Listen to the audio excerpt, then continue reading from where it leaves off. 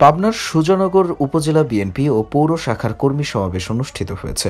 শনিবার বিকেলে সুজানগর উপজেলা বিএনপি ও পৌর শাখার আয়োজনে কর্মী সমাবেশ অনুষ্ঠিত হয়।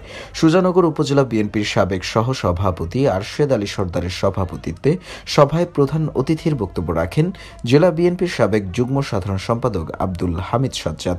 তিনি জানান, স্বৈরাচার শেখ হাসিনা ভারতে বসে যতই ষড়যন্ত্র করুক না কেন, বিএনপি নেতাকর্মীদেরকে দমিয়ে রাখতে পারবে না। এই দেশ দ্বিতীয়বার স্বাধীন হয়েছে, সামনে আরও পথ পাড়ি দিতে হবে। সবাইকে ঐক্যবদ্ধ হয়ে একটি অবাধ নিরপেক্ষ নির্বাচনের মাধ্যমে বিএনপি সরকার প্রতিষ্ঠার জন্য কাজ করতে হবে এবং ভারত থেকে শেখ হাসিনাকে ফিরিয়ে এনে ফাঁসি দেওয়া হবে। ইসকন নেতা বাংলাদেশে যেই বিশৃঙ্খলা সৃষ্টি করেছে এবং আমাদের একজন আইনজীবীকে যেভাবে হত্যা করা হয়েছে ও ভারতে বসে যে নীল নকশা হচ্ছে তার প্রতিহত করবে সাধারণ মানুষ।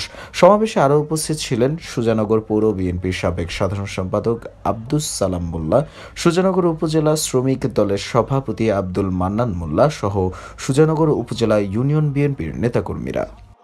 দুঃশাসনে নিপীড়িত হয়ে এদেশে আমরা ঠিকমতো বসবাস করতে পারিনি।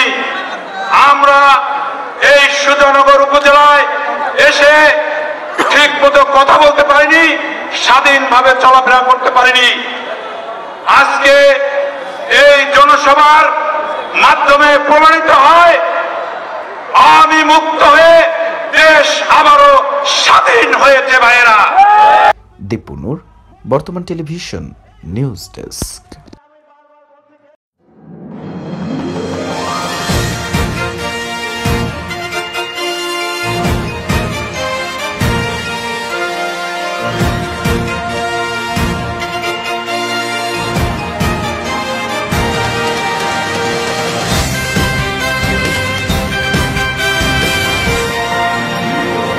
বর্তমান টেলিভিশন, যুগের সাথে পরিবর্তন।